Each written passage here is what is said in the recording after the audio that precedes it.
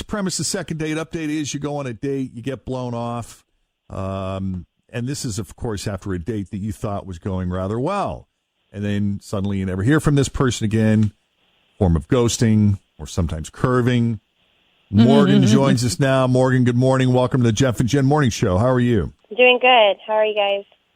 Not bad. So let's start from the beginning. Tell us about Greg, how the two of you met, and how that first date went. Well, I met him at the Bengals preseason game, and I was tailgating with some coworkers, and then he was there with some of his friends. And neither of us are huge fans, but we were just there kind of for the party. All right. So that being said, we did drink quite a bit. And then we paired off pretty quickly, and people kind of noticed.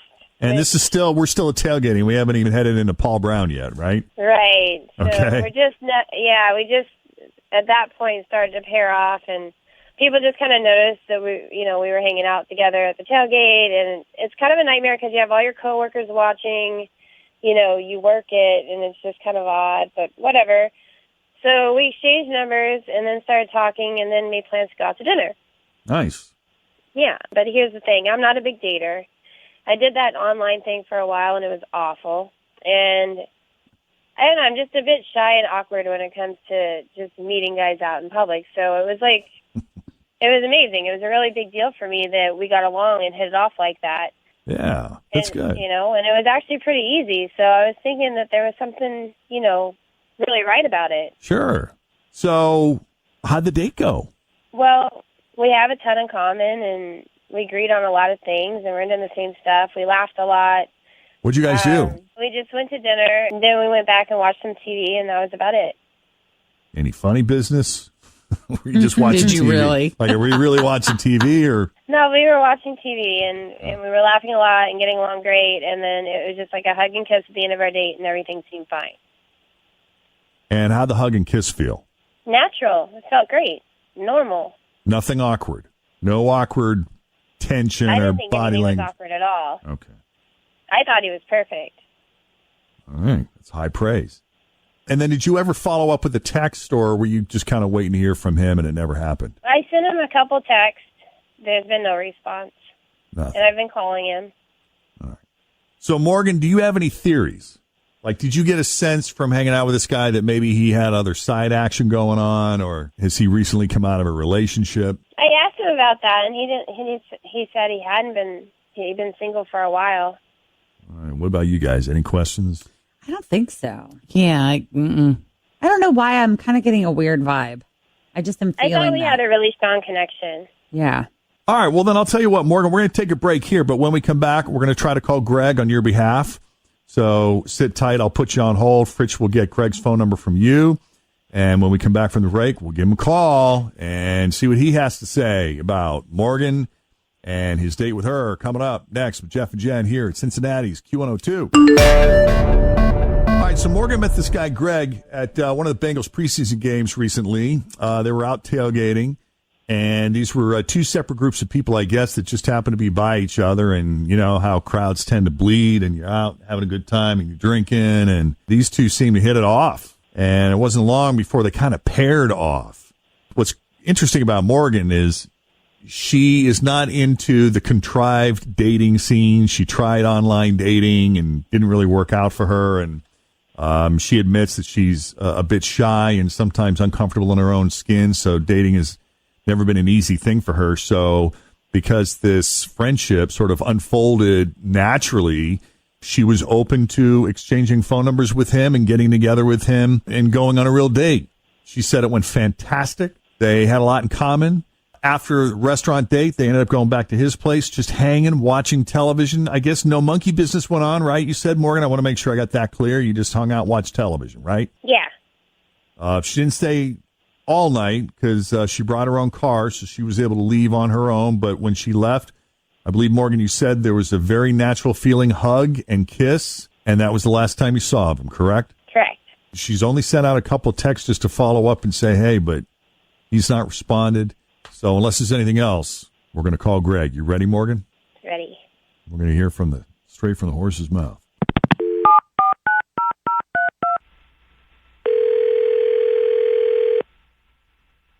Hello?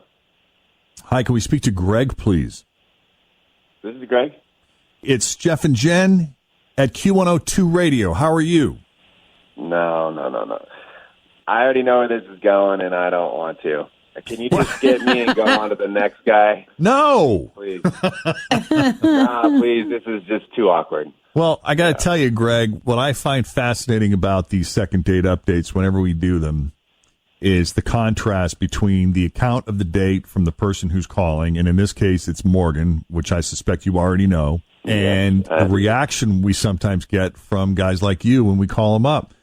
Because she paid you a lot of compliments, man. Yeah. She said you were a very nice guy.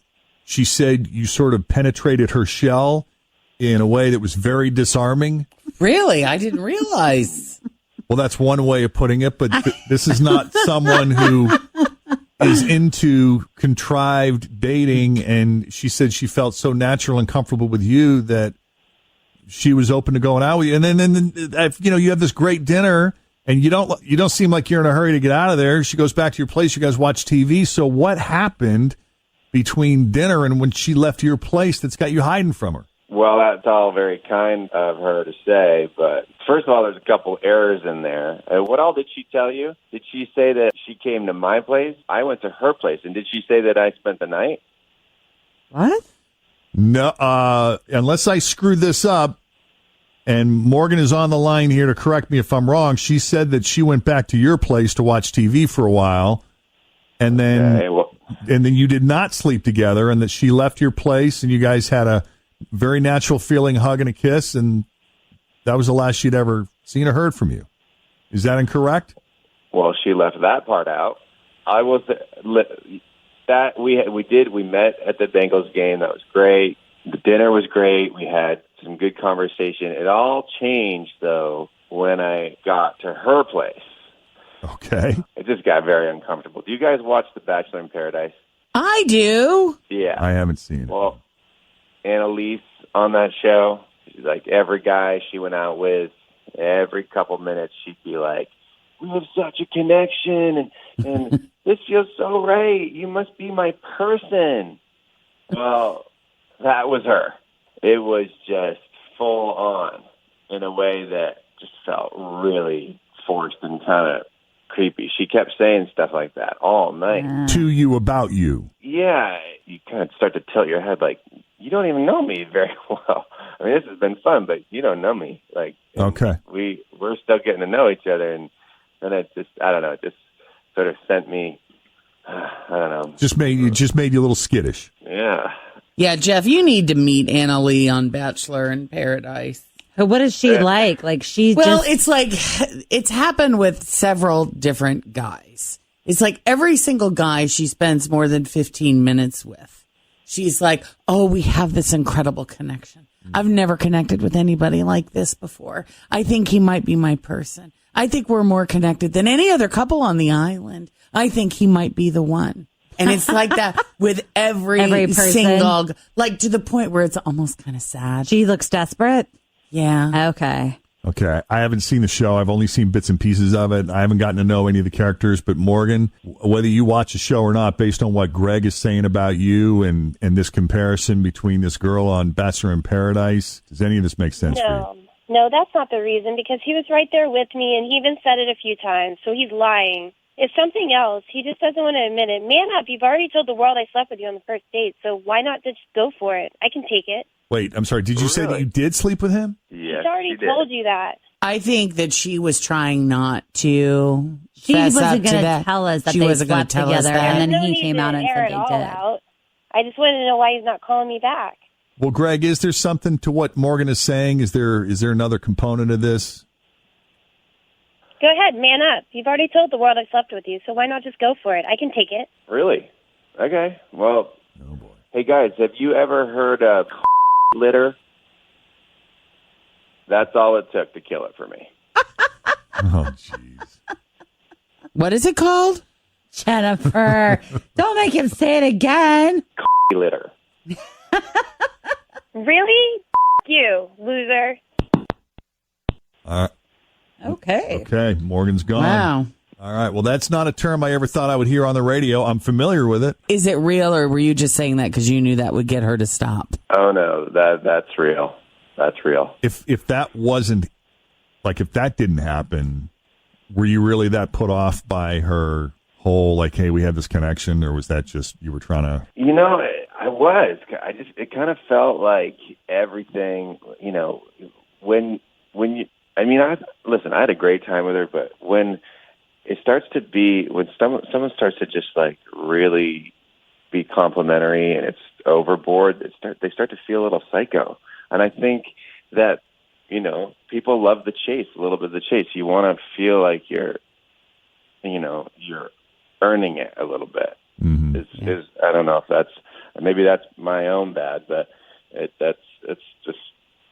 that's where I'm coming from. And was all this connection talk you were getting from her, was this before or after you slept with her?